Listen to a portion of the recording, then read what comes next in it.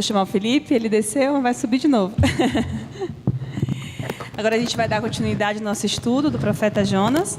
Eu particularmente falo para vocês que, Jonas é meu xodozinho. E eu vou encerrando as minhas palavras, né? Agradeço pela oportunidade e vou passar para o Felipe.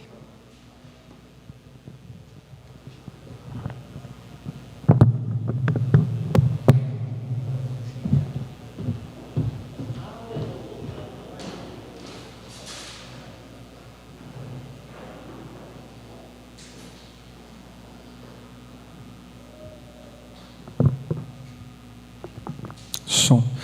Graça e paz, meus irmãos. Boa noite a todos vocês. Espero que vocês estejam bem. Tá frio. Eu fui trollado pelo dia. Um sol de manhã, bem gostoso. Aquele solzinho que a gente termina a EBD, encosta na parede ali, fica fingindo que está jogando conversa fora, só para ficar no sol, né? E aí eu cheguei em casa e falei, vou botar uma camisa sem ser de manga. Quando cheguei aqui, o Edson quase riu de mim quando me viu com essa roupinha aqui, né, Edson? Mas é isso aí, meus irmãos. Hoje nós damos continuidade à nossa nova série de reflexões e mensagens aqui no profeta Jonas. Lições de um profeta em crise. Eu não sei se você já leu o livro de Jonas com essa perspectiva, mas é importante que você saiba que Jonas foi um profeta que teve uma crise vocacional. Ele lidou com coisas que ele não imaginaria que pudesse lidar, sendo alguém chamado, em contraste com todos os demais profetas, para pregar fora da nação de Israel, para se direcionar a outra cidade, outra localidade, que não fosse a região do próprio povo, para pregar para um povo ímpio. E o pastor Gilmar nos inseriu semana passada no universo do texto, nos trazendo algumas informações importantes para a nossa leitura. Eu quero trazer algumas a mais e refletir com vocês, basicamente no primeiro capítulo. Eu vou me atentar aos versos 4 ao 17, mas tenham essa perspectiva. Nós estamos aqui não para desvendar o mistério do peixe, não para desvendar por quanto tempo, como que ele sobreviveu, o que ocorreu ali, mas muito mais profundo do que isso. A gente consegue se aproximar do texto bíblico à medida que a gente se identifica com seus personagens. E quando a gente olha para Jonas, esse profeta muitas vezes caracterizado por sua rebeldia e desobediência, é aí que a gente consegue se enxergar mais ainda. O que eu estou querendo dizer é que todos nós, em essência, somos Jonas. E nessa jornada, assim como Jonas de alguma forma aprendeu, a nossa oração aqui, como preletores a cada semana, é para que você também possa aprender a trilhar esse caminho de obediência à vontade do Senhor. Então, se você puder, abra aí a sua Bíblia em Jonas capítulo 1, para o entendimento mesmo da passagem. A gente vai ler o capítulo todo, tá bom? Então vamos iniciar do primeiro verso até o final, o verso 17. Amém, meus irmãos? Com atenção e reverência, vamos ler a palavra do Senhor. Ela diz assim: a palavra do Senhor veio a Jonas, filho de Amitai, com esta ordem: vá depressa à grande cidade de Nínive e pregue contra ela, porque a sua maldade subiu até a minha presença. Mas Jonas fugiu da presença do Senhor, dirigindo-se para Tarsis. Desceu à cidade de Jope, onde encontrou um navio que se destinava àquele porto. Depois de pagar a passagem, embarcou para Tarsis, para fugir do Senhor. O Senhor, porém, fez soprar um forte vento sobre o mar, e caiu uma tempestade tão violenta que o barco ameaçava arrebentar-se. Todos os marinheiros ficaram com medo e cada um clamava ao seu próprio Deus. E atiraram as cargas ao mar para tornar o navio mais leve. Enquanto isso, Jonas, que tinha descido ao porão e se deitara, dormia profundamente. O capitão dirigiu-se a ele e disse: como você pode ficar aí dormindo? Levante-se e clame ao seu Deus. Talvez ele tenha piedade de nós e não morramos. Então os marinheiros combinaram entre si: vamos lançar sortes para descobrir quem é o responsável por esta desgraça que se abateu sobre nós. Lançaram sortes, e a sorte caiu sobre Jonas. Por isso lhe perguntaram: diga-nos, quem é responsável por essa calamidade? Qual é a sua profissão? De onde você vem? Qual é a sua terra? A que povo você pertence? E ele respondeu: eu sou hebreu, adorador do Senhor, o Deus dos céus que fez o mar e a terra. Então os homens ficaram apavorados e perguntaram: o que foi que você fez? Pois sabiam que Jonas estava fugindo do Senhor, porque ele já lhe tinha dito. Visto que o mar estava cada vez mais agitado, eles lhe perguntaram: o que devemos fazer com você para que o mar se acalme? Respondeu ele: peguem-me e joguem-me ao mar, e ele se acalmará. Pois eu sei que é por minha causa que esta violenta tempestade caiu sobre vocês. Ao invés disso, os homens se esforçaram ao máximo para remar de volta à terra, mas não conseguiram, porque o mar tinha ficado ainda mais violento. Eles clamaram ao Senhor: Senhor, nós suplicamos, não nos deixe morrer por tirarmos a vida deste homem.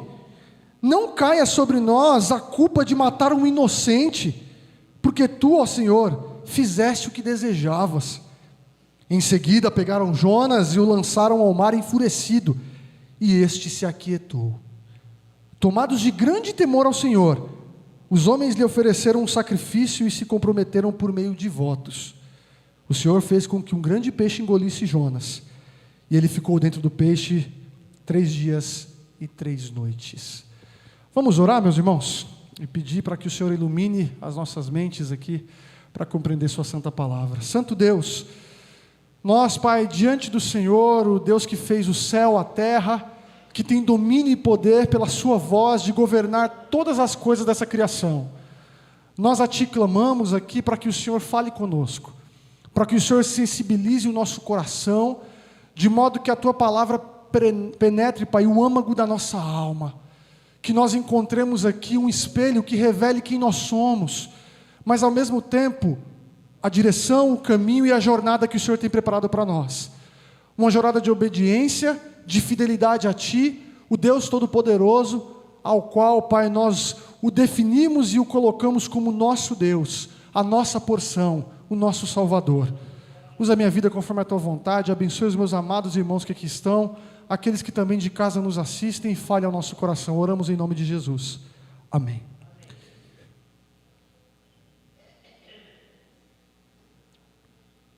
Se existe algo comum a todos nós, seres humanos, é que nós, em uma medida ou outra, fazemos planos. Todos vocês que estão aqui passam pelas fases, passaram os mais velhos e alguns mais novos passarão, e não há escapatória de lidar com alguns dilemas da vida que demandam para a gente planejamento. Você precisa arrumar um emprego e você tem que se organizar direitinho quanto à roupa que vai vestir, quanto às palavras que você tem que dizer, aquilo que você não pode, em hipótese alguma, dizer. Quando você vai fazer um planejamento acadêmico de um futuro, da carreira que você quer seguir, você de alguma forma começa já a estudar os cursos que você quer fazer e as fases que serão necessárias se passarem para que você chegue ao objetivo que você quer, de se tornar um profissional dessa área específica, etc. Os nossos jovens que sofrem tanto com o Enem, semana que vem nós teremos, né? Desde já que Deus abençoe vocês. E planejamentos ministeriais, por que não? A gente planeja o futuro da nossa igreja, a gente planeja o futuro dos nossos ministérios, a gente planeja o nosso futuro particular na comunidade que nós estamos, o que nós ansiamos que Deus faça e etc. Tem um ditado um tanto quanto interessante que se relaciona com essa ideia de planejamento. Para quem não sabe para onde vai, qualquer caminho serve, né? Se você não tem rumos para a sua vida, é porque você não tem planos. E se você não tem planos, você vai para qualquer lugar, e qualquer lugar vai servir. Só que a gente percebe na Escritura, meus irmãos, que a voz de Deus, ela é justamente a maneira pela qual Deus conduz seu povo de Gênesis a Apocalipse. Homens e mulheres são levantados e são direcionados a trilharem caminhos desafiadores, porque a voz do Senhor os conduziu.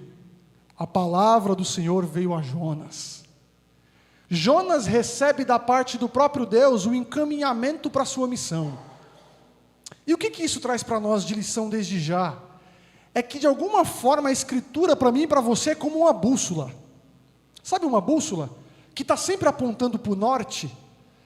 Só que a diferença das bússolas que podem estar descalibradas e apontarem para nortes e para lugares, para regiões erradas e que vão trazer para nós prejuízo, a palavra de Deus é infalível.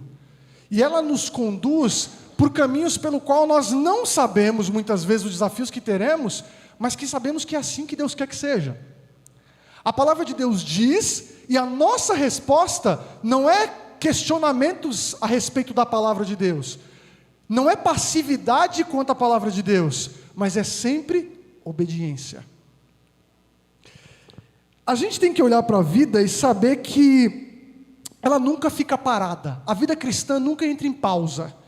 Porque ou nós estamos trilhando a jornada em sintonia com a palavra de Deus, com a vontade dele para nós, ou nós estaremos trilhando a vida em desobediência. Ou nós estamos alicerçados na vontade da palavra do Senhor para tudo que Ele tem para nós em nossas vidas, ou nós estaremos trilhando um caminho oposto disso. A Sheilinha, providencialmente por Deus, leu um texto um tanto quanto interessante para nós sobre o tempo. E o tempo, meus irmãos, é uma das dádivas que Deus nos dá, que mostra para nós que o mundo gira, que os dias são contados, que a vida está sendo contada e que nós não podemos parar. A nossa passividade já é um movimento de desobediência, dependendo das circunstâncias. Responder a Deus em passividade não é algo que Ele espera de nós. O grande ponto é que, quando nós pensamos em planejamento e em palavra de Deus e vontade de Deus para as nossas vidas, a gente, por diversas vezes, lida com uma especialidade de Deus para nós.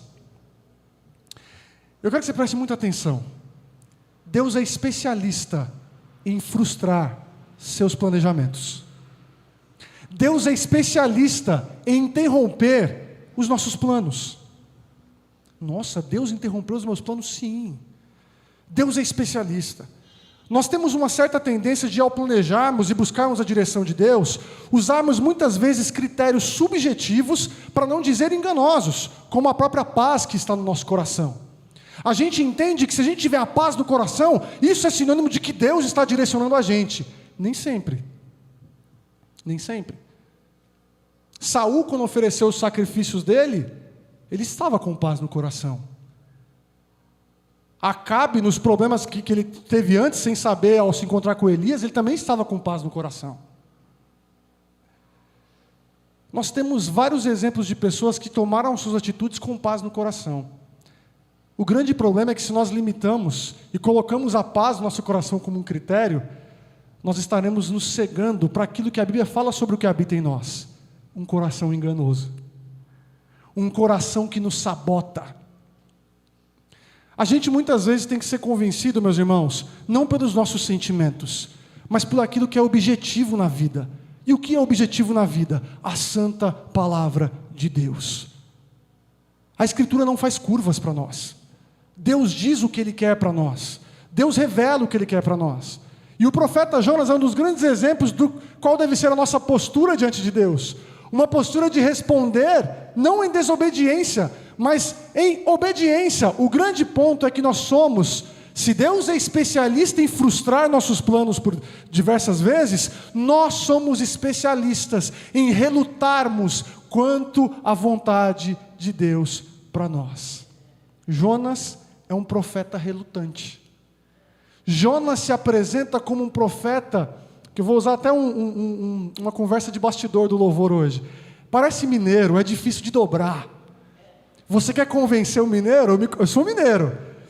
E às vezes a gente, quando toma uma decisão para fazer a gente voltar atrás, Jonas é esse profeta relutante. É igual madeira boa, né, Val? Não enverga, né? É igual madeira boa, não enverga. Caibro bom, não enverga. A gente tem que olhar para a vida, meus irmãos, e saber que nós somos tão pequenos para achar que podemos ter o controle dela. O grande problema é que na nossa jornada como crentes, nós confundimos nossas expectativas, nossas visões, o que nós entendemos por cenário ideal com o que Deus tem para nós. Quem é o profeta Jonas? Jonas é um profeta chamado para a nação de Israel e que, de certa forma, lá em 2 Reis, tem certo prestígio por ser alguém que levou a palavra de Deus quanto à expansão dos reinos de Israel. Só que, ao mesmo tempo aqui, a linguagem do próprio livro de Jonas, ela é um tanto quanto curiosa para falar do próprio profeta. Muitos classificam e eu estou de acordo, a linguagem do texto é uma linguagem poética, por mais que tenha sido um relato histórico que ocorreu, como nós cremos, é escrito em poesia e com tons de sátira.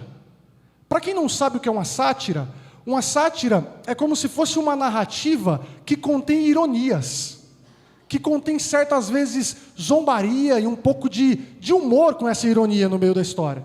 E por que uma sátira? Porque o profeta, que é o mocinho da história, é o que não escuta a voz de Deus. E os pagãos são os que escutam a voz de Deus. O profeta, que é aquele que deve ter favor para com os outros, é aquele que não tem. E os pagãos, que são aqueles que se compadecem do próprio Jonas.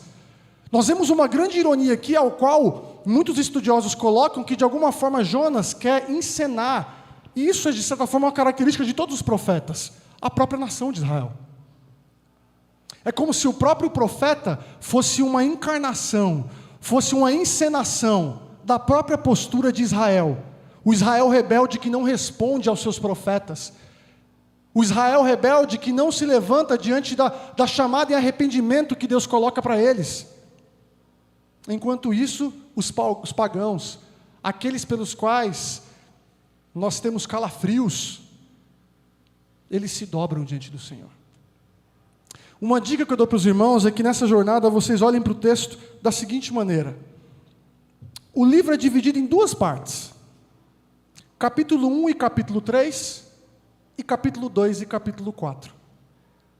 Se você puder observar, o primeiro capítulo 1 começa como? A palavra do Senhor veio a Jonas, e o capítulo 3 começa como? A palavra do Senhor veio a Jonas. É mais uma vez um movimento de Deus chamar o seu profeta e num primeiro capítulo responder em desobediência, e num terceiro capítulo agora sim responder em obediência a Deus. Só que o capítulo 2 e o capítulo 4 são marcados por outra coisa, pela oração de Jonas a Deus. Se no capítulo 2 nós temos uma oração no ventre do peixe, no capítulo 4 nós temos uma outra oração, de Deus agora conversando com Jonas e Jonas abrindo o seu coração pecaminoso e demonstrando aquilo que ele esperava, algo que não era da parte de Deus, a condenação de alguém que se arrependesse, como Nínive, que nós sabemos se arrependerá ao final. Com tudo isso, meus irmãos, a minha proposta aqui hoje é pensar com os irmãos a respeito do que a relutância de Jonas nos ensina. O que a desobediência de Jonas nos ensina a respeito da palavra de Deus, dos planos que Ele tem para nós, da missão que Deus concedeu para nós como povo dEle, e de que maneira Deus graciosamente resolve os problemas que a gente causa por desobedecer a Ele. Eu quero começar trazendo uma seguinte informação para os irmãos. No primeiro verso nós vemos que Jonas é chamado para ir depressa à cidade de Nínive. E a primeira coisa que você não pode esquecer é que Deus é um Deus urbano. O que isso significa? Deus está preocupado com as grandes metrópoles. A cidade de Nínive, eu fiz uma pequena pesquisa, ela era uma cidade que possivelmente tinha por volta de 600 mil habitantes. É muita gente.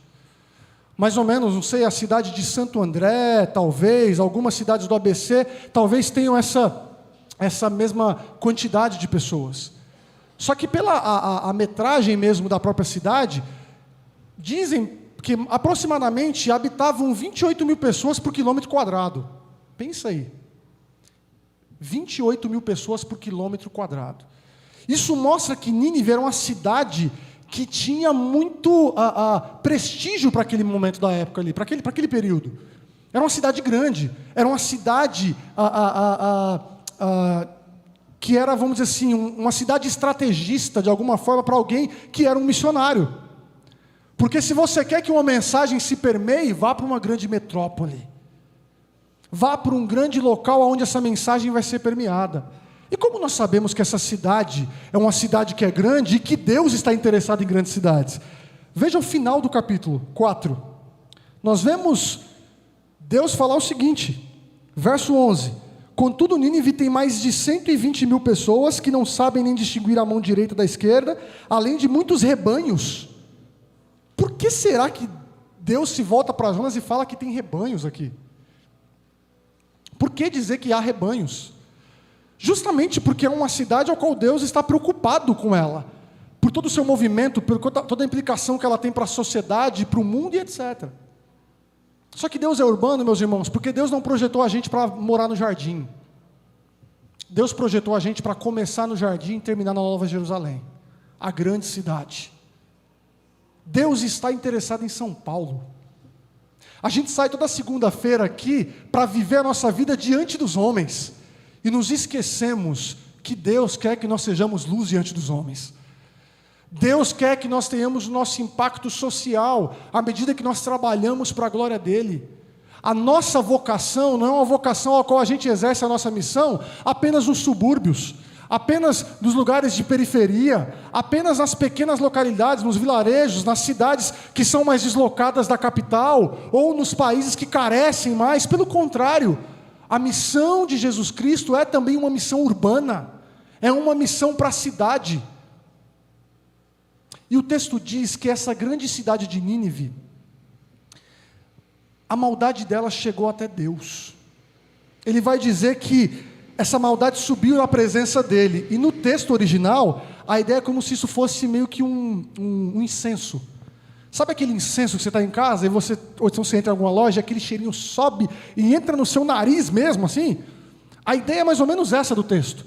Que a maldade de Nínive, ela chegou como um incenso, como um cheiro, como um odor diante de Deus.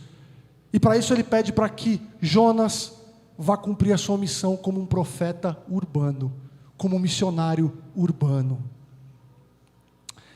A primeira coisa que a gente vê, meus irmãos, como uma lição da desobediência de Jonas, é que a desobediência na vida cristã, ela sempre será algo que nos levará a um movimento de decadência. Desobedecer a Deus é cair. Desobedecer a Deus é entrar em queda livre na nossa espiritualidade. Se você puder observar, o texto vai dizer o seguinte: Jonas foge da presença de Deus, e há um movimento muito interessante, porque a gente vê no primeiro verso, no verso 3, ele se inicia falando da presença de Deus e termina o verso também falando sobre essa fuga, mostrando para nós que no centro ali há algo muito importante que ele quer destacar. Ele quer fugir para Tarsis, e o texto diz que ele quer descer à cidade de Jope. Alguns comentaristas colocam para nós que a ideia de embarcar para Tarsis também é carregada desse movimento de entrar no barco para descer. E em seguida nós vemos no verso 5, no final, o texto vai dizer que enquanto isso Jonas tinha feito o quê? Descido ao porão e se deitara.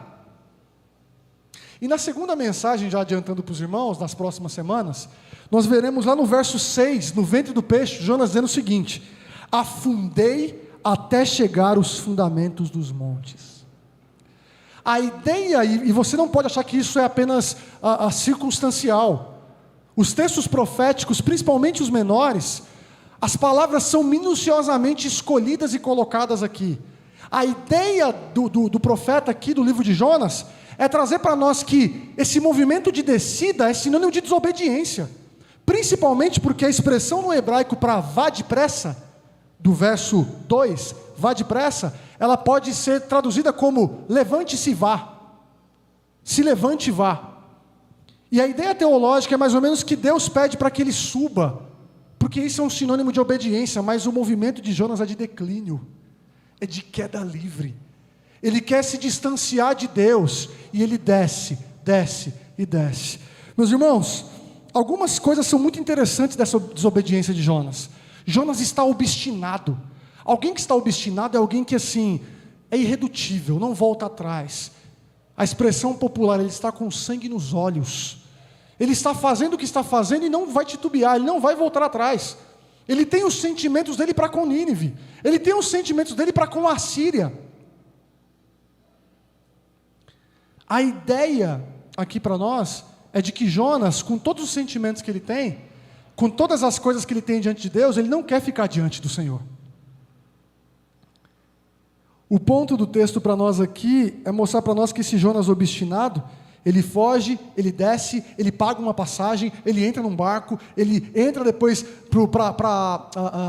desce lá para a parte de baixo desse barco, ele se deita, ele dorme, e o texto é enfático em dizer que ele faz isso profundamente. Eu volto para a minha introdução e disse, Jonas está muito com paz no coração, né?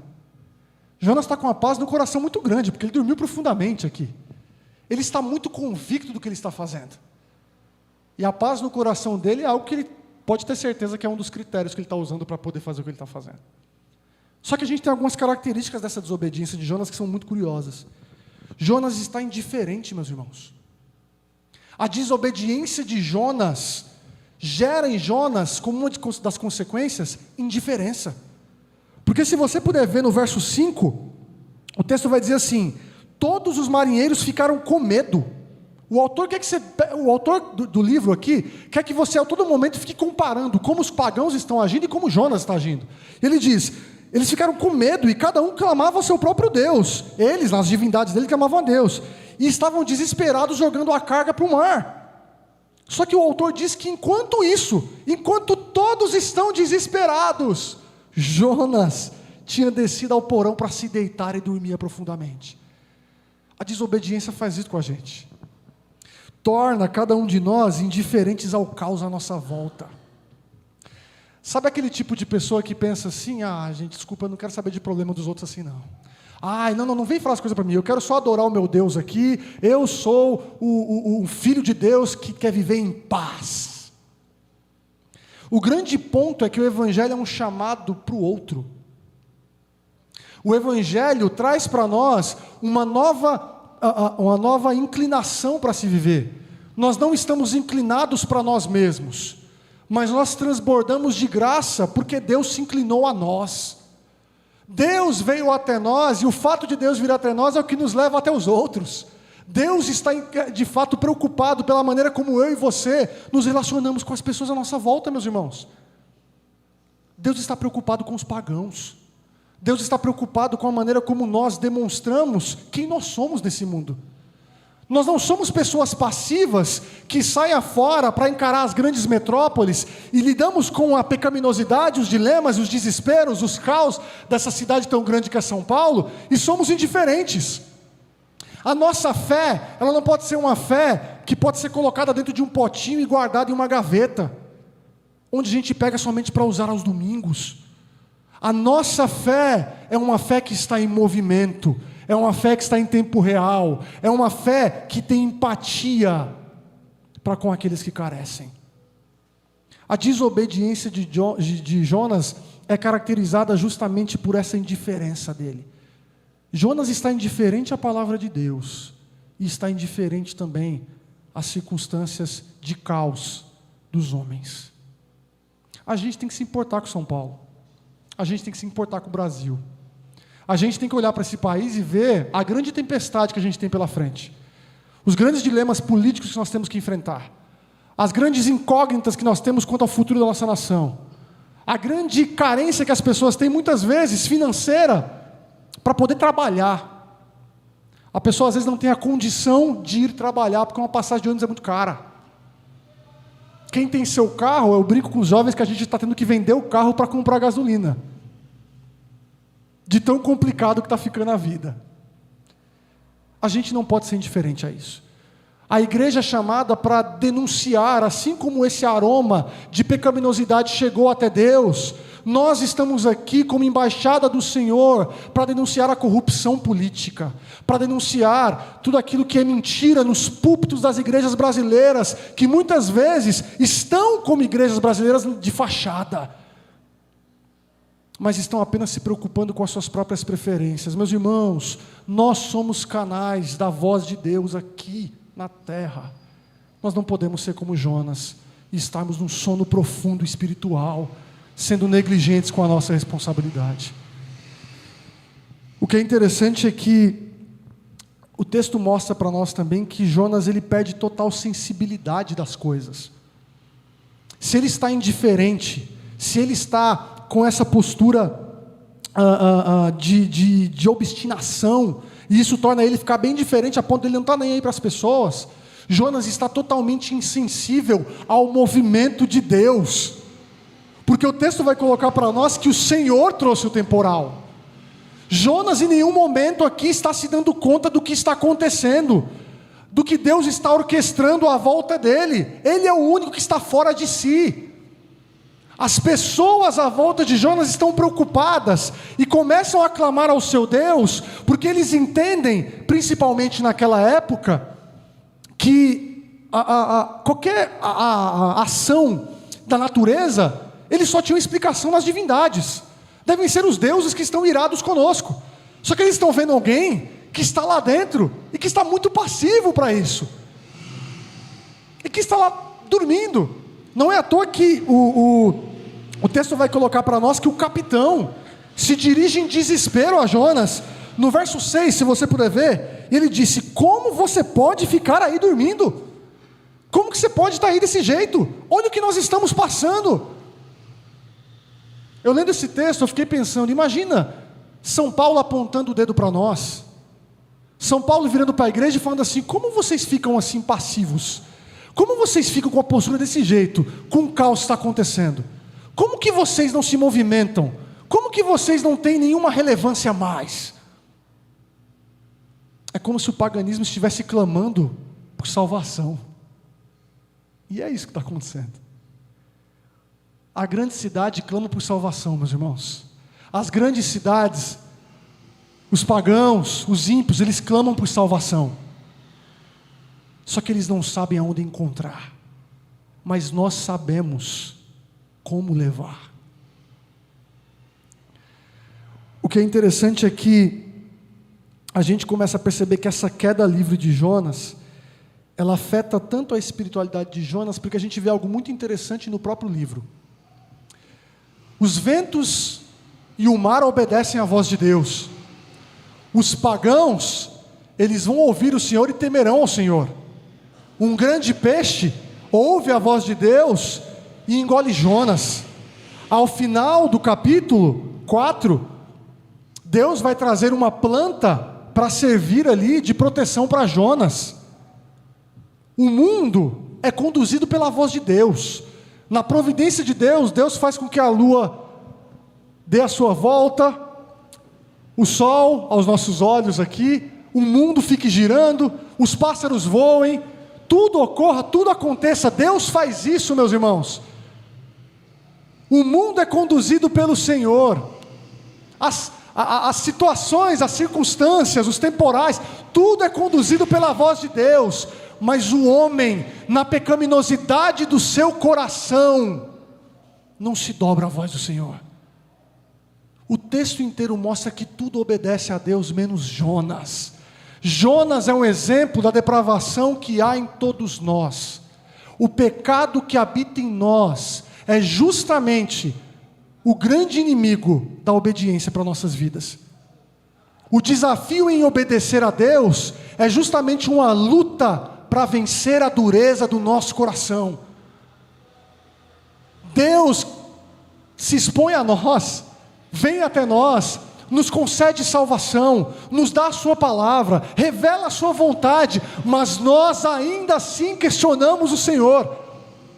Isso quando não estamos cegos, como Jonas está, insensível, indiferente, convencido de que está certo, mas iludido pelo seu próprio coração.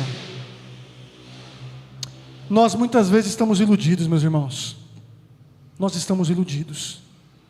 E Deus está gritando por meio da vida à nossa volta, por meio de pessoas, por meio de capitães em barcos, por meio de temporais, por meio de ventos fortes, e nós não escutamos a voz de Deus. A gente vê que Jonas precisa de um chacoalhão. E para tudo isso que a gente já tem em mente,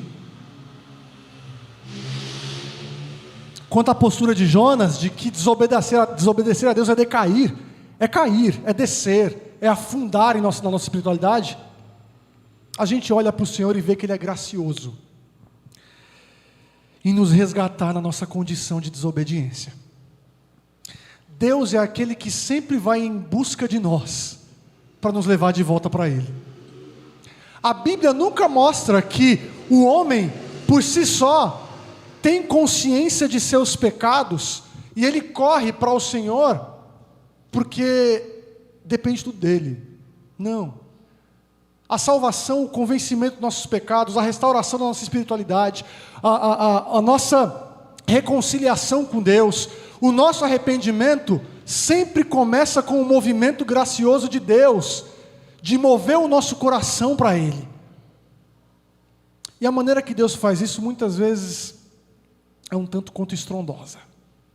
Deus manda chuva, Deus manda temporais, Deus manda mares, ventos fortes, e nos deixa diante de uma embarcação, prestes a afundar. Muitas vezes, meus irmãos, a vida está um caos, porque Deus quer que a gente caia em si. Prestem muita atenção nisso. Deus, soberanamente, Ele interrompe os nossos planos, como Ele está fazendo com o planejamento de Jonas. Jonas está planejando aqui ir para o extremo oposto do que Deus tem planejado para ele.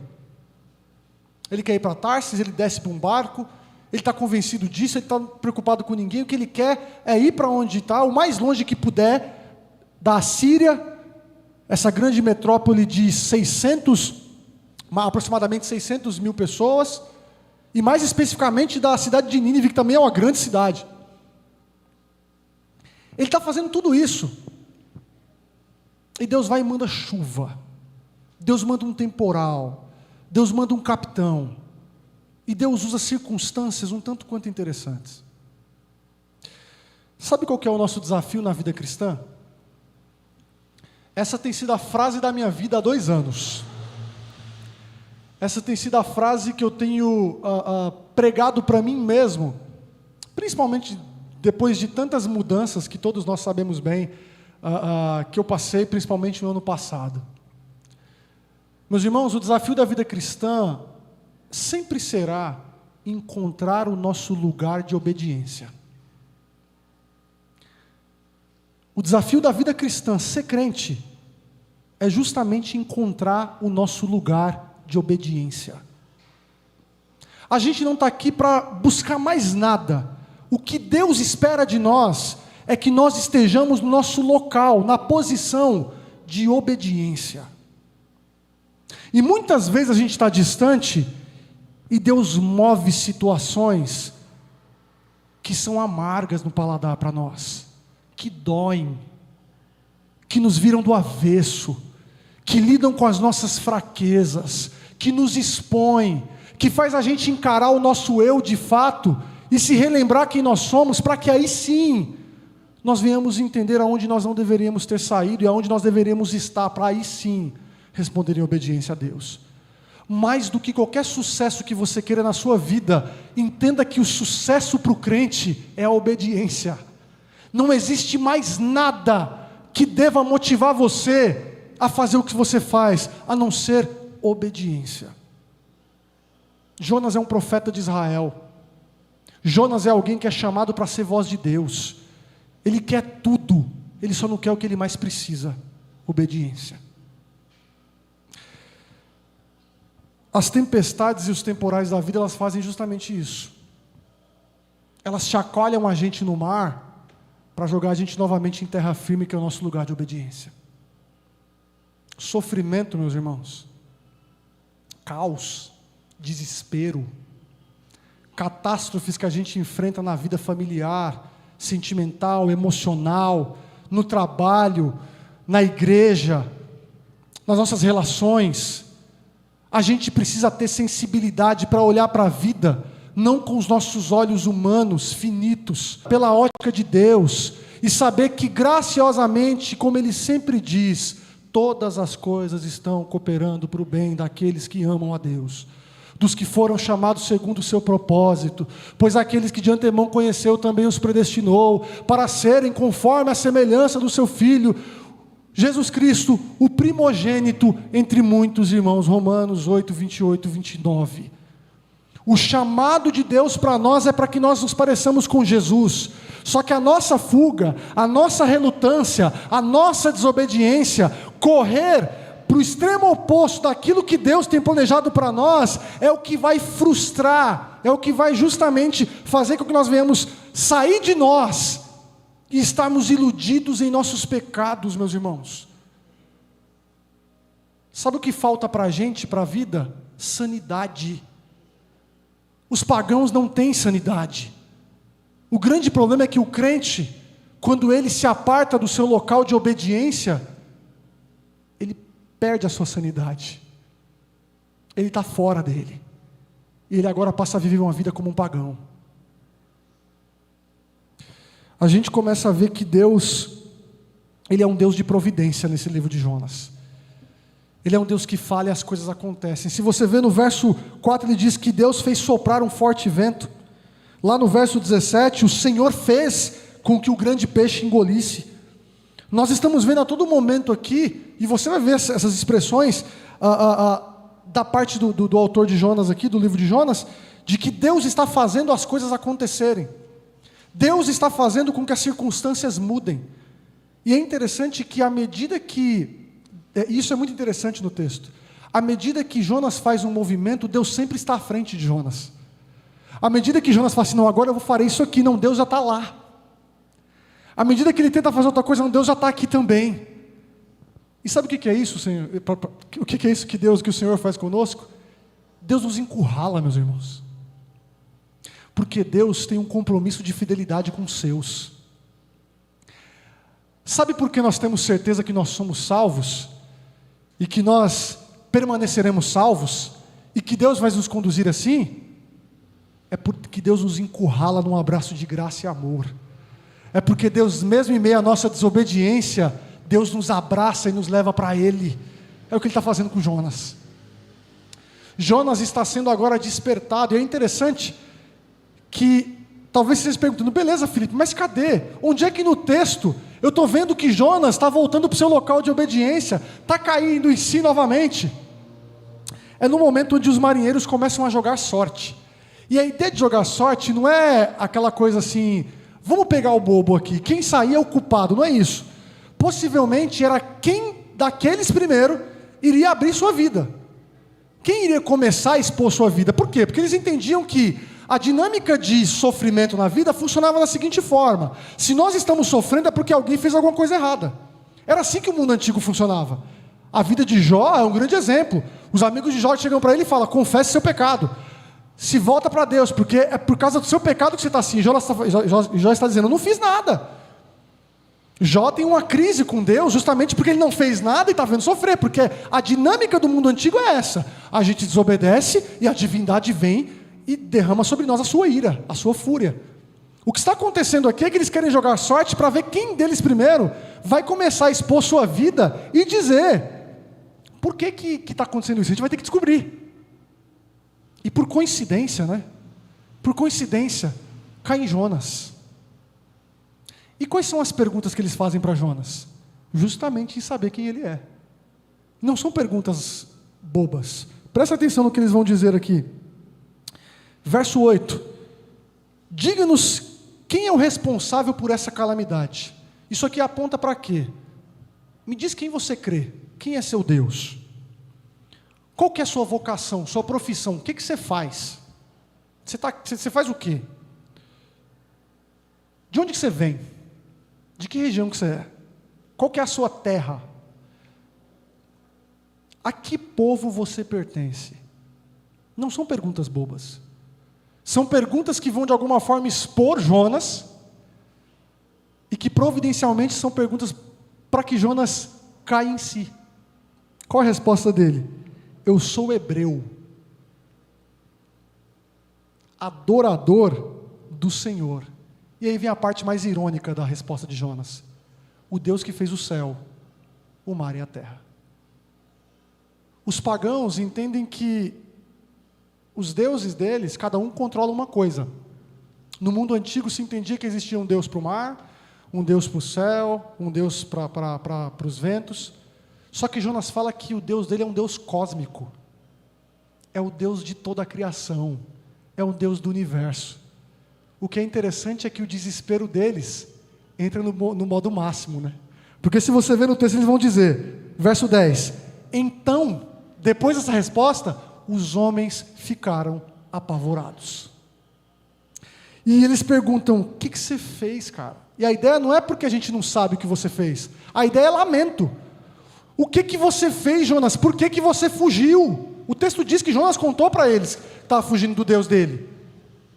Por que você fugiu? Eu imagino, com o perdão da palavra, meus irmãos, como que você é bobo desse jeito? E você vai fugir do Deus que fez o céu, a terra e o mar pelo mar? Você vai fugir? Não tem como fugir, cara. Como você vai fugir de Deus?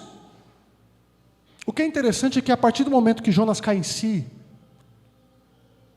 a postura dele de indiferença, insensibilidade, obstinação e tudo que tem direito muda.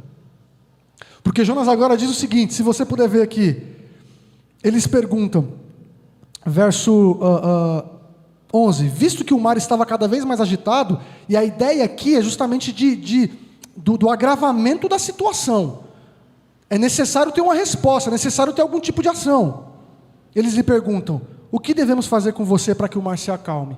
E esse tipo de postura é justamente porque no mundo antigo, para você fazer com que os deuses, nas crenças e etc., fiquem apaziguados, eles têm que ser satisfeitos.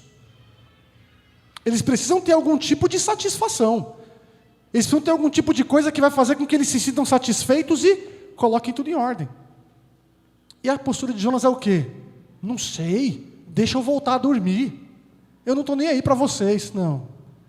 Agora depois que ele cai em si, que ele se lembra que ele é um adorador do Senhor, que ele é um hebreu, a nação escolhida, eleita pelo Pai, que ele é um profeta de Israel, que ele é alguém que é chamado para ser voz para as nações, para ser luz para as nações. Quando ele se lembra disso, a postura dele é mostrar para nós o padrão do amor na Bíblia. E eu vou caminhando para o terceiro e último ponto aqui. Se no primeiro ponto a desobediência é cair na nossa espiritualidade, se Deus graciosamente vai e nos resgata da desobediência por meio de circunstâncias difíceis muitas vezes, a gente sofre para aprender a obedecer, muitas vezes é assim. Para que a gente retome o nosso local de obediência e assim faça a vontade de Deus. Da mesma forma que Deus faz providencialmente por meio de temporal, a graça muitas vezes tem cara de juízo. A graça de Deus muitas vezes tem cara de juízo. Se você puder olhar para o texto, Jonas vai falar o seguinte, a solução é assim, me joga no mar. Eu arrisco a dizer, alguns comentaristas dão essa abertura, alguns estudiosos dão essa abertura, e eu arrisco a dizer que a ideia de Jonas aqui de se lançar ao mar é justamente por estar, assim, totalmente constrangido, e agora assim, meu Deus do céu, o que eu fiz, cara? O que me resta agora é morrer aqui, Senhor, eu não mereço, olha que eu fugi do Senhor aqui, tá? E ele se joga lá. Jonas não tem uma projeção clara de que ele vai cair no mar e que Deus vai trazer um peixe para ele, não. Ele não tem isso em mente. O que ele quer mesmo é o seguinte, o culpado sou eu, e o jeito de resolver o problema é me jogar no mar. Percebem que a indiferença dá lugar agora à empatia? Porque Jonas sabe que ele é o culpado, e a maneira de resolver o problema é jogar o culpado fora. Ele mesmo fala, me joguem para fora. Ele não é o cara que está dormindo profundamente mais e não está nem aí. Ele é aquele agora que mostra o padrão do amor da Bíblia. Por que o padrão do amor é esse? Porque o padrão do amor é o padrão sacrificial. O amor na Escritura é descrito justamente por essa doação voluntária. A graça tem cara de juízo, meus irmãos. Por quê? Jonas é lançado ao mar. O texto vai dizer para nós que os homens relutaram para isso. Se Jonas estava indiferente para com os homens, eles não. Eles estavam ali com ele. Não, cara, a gente não quer fazer isso. Talvez eles estavam com medo de que a própria divindade de Jonas, o Deus de Jonas, pudesse se voltar contra eles mesmos, como o texto diz. Se a gente jogar ele para o mar, esse Deus pode acabar com a gente agora, porque a gente pegou um servo dele e lançou ao mar. Eles relutam para fazer isso, e quando chega no último momento, que não dá mais para fazer nada, eles lançam Jonas no mar. Só que o texto vai dizer que eles, se você puder observar no verso 14, eles clamaram ao Senhor. Senhor, nós suplicamos, não nos deixe morrer por tirarmos a vida deste homem. não caia sobre nós a culpa de matar um inocente, porque tu, ó Senhor, fizeste o que desejavas. Sabe o que aconteceu aqui? Aconteceu um evangelismo forçado por Deus. Jonas não quis pregar para os pagãos, mas ele teve que pregar para os pagãos pela providência de Deus. Ele não queria pregar para Nínive, mas Deus fez ele pregar para os pagãos ali no barco. Se apresentar como Deus que fez como um servo do Deus que fez o céu, a terra e o mar. Se apresentar como um hebreu, se apresentar como um adorador do Senhor. E teve como resposta desses homens, fé. Tem estudiosos que não levam para esse lado, mas para mim não há outra resposta. Esses homens de fato tiveram uma postura de fé para com Deus aqui.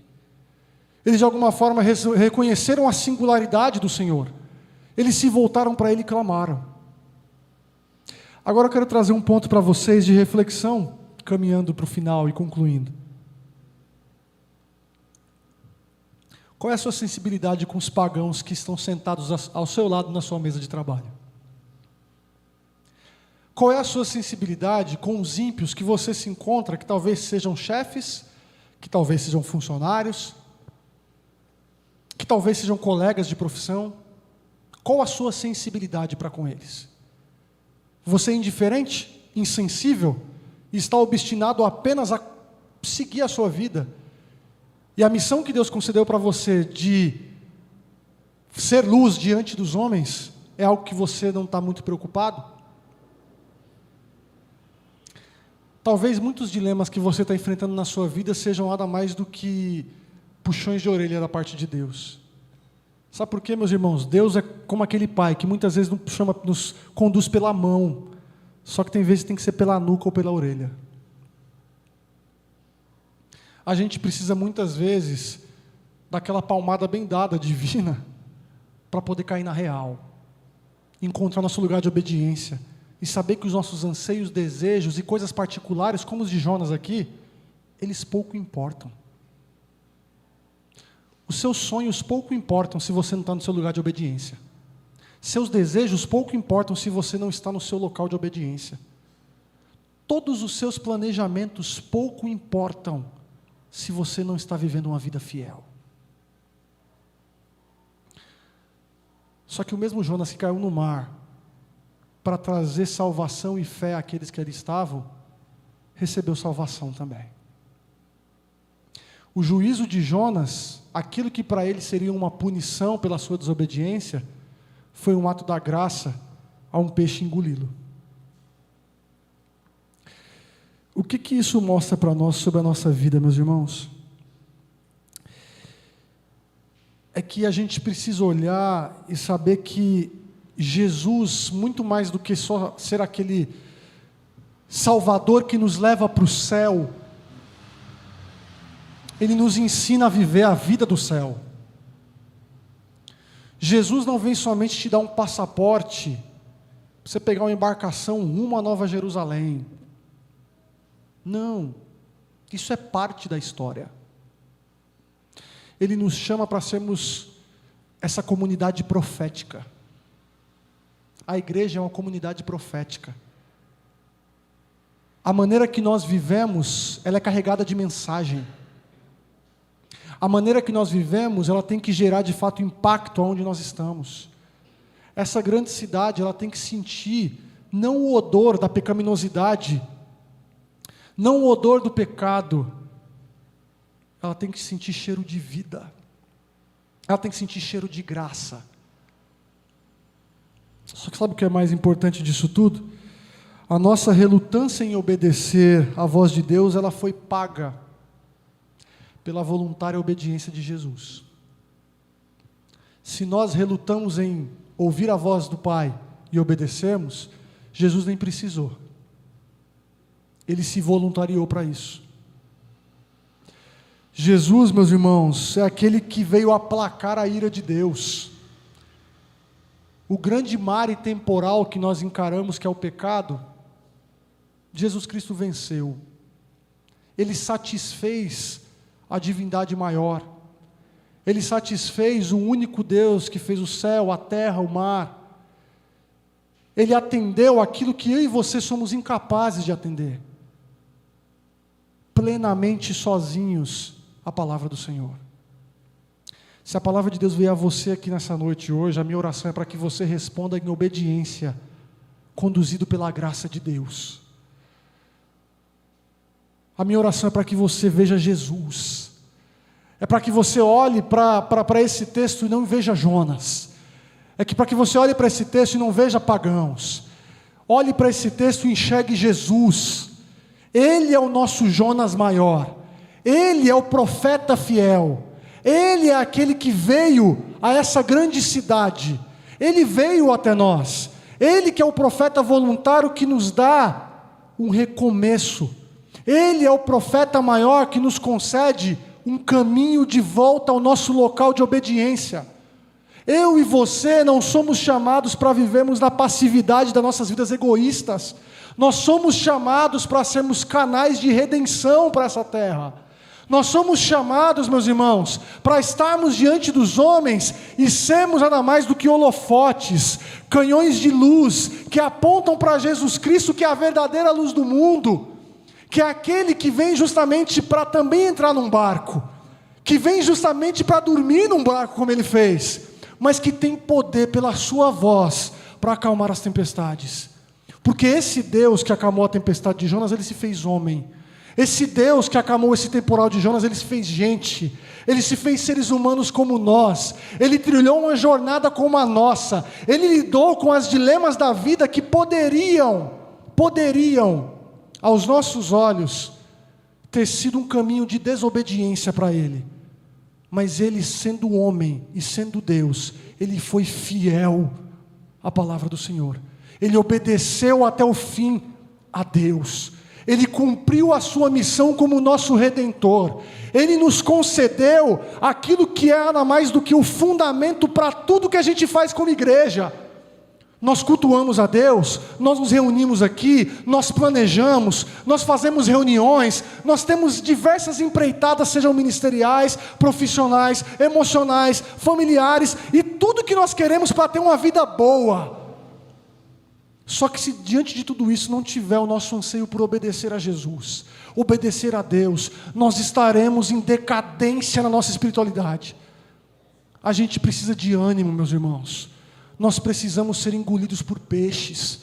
Nós precisamos cair no mar. Nós precisamos nos jogar diante dos temporais e muitas vezes sermos chacoalhados pela vida para doer, para que a gente caia em si e encontre a graça que a gente precisa para ser fiel. Vamos orar. Santo Deus, obrigado, meu Pai, pela Tua imensa graça e pelo Teu favor para conosco. O Senhor é o Deus Todo-Poderoso que nos concede tudo o que a gente precisa para termos uma vida de fidelidade.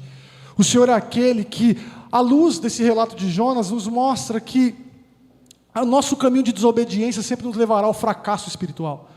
As nossas empreitadas em não querer responder em obediência à Tua voz, à Tua palavra, sempre nos levarão a colher temporais, a colher vendavais, a colher, ó Pai, mares violentos, a termos embarcações que estão prestes a afundar. Nós muitas vezes, meu Deus, estamos tão insensíveis, tão indiferentes, que nós não estamos ouvindo a Tua voz nos chamar, ó Pai. Mas o Senhor, graciosamente, o Senhor vem até nós. O Senhor adentra o nosso barco. E o Senhor nos acorda, Deus, desse sono espiritual enganoso. O Senhor nos desperta dessa, meu Deus, insônia, que muitas vezes nos coloca em uma postura de negação dos planos do Senhor para nós. Ó Deus, tem misericórdia. Assim como o Senhor teve misericórdia e graça de Jonas, o Senhor também faça assim conosco. Abra nossos olhos, nos desperte desse sono profundo, nos leve a encontrar o nosso local de obediência, porque isso é o mais importante para a nossa vida. Encontrarmos o local onde nós devemos ser fiéis a Ti. Nós não somos hebreus, nós somos a Tua Santa Igreja. Nós somos pessoas que foram resgatadas pelo Teu sangue. E que hoje, ó Pai, podemos chamar o Senhor, o Deus que fez o céu, a terra e mar, de nosso Deus, nossa porção. fala ao nosso coração, nos traz ânimo, encorajamento e a graça que a gente só pode encontrar em Jesus Cristo, nosso Salvador, para adentrarmos essa grande metrópole que é São Paulo e permearmos de salvação, de Jesus, de graça, da misericórdia que só pode vir de Ti. Nos livra de nós mesmos. É o que nós oramos no santo nome, Pai. Amém.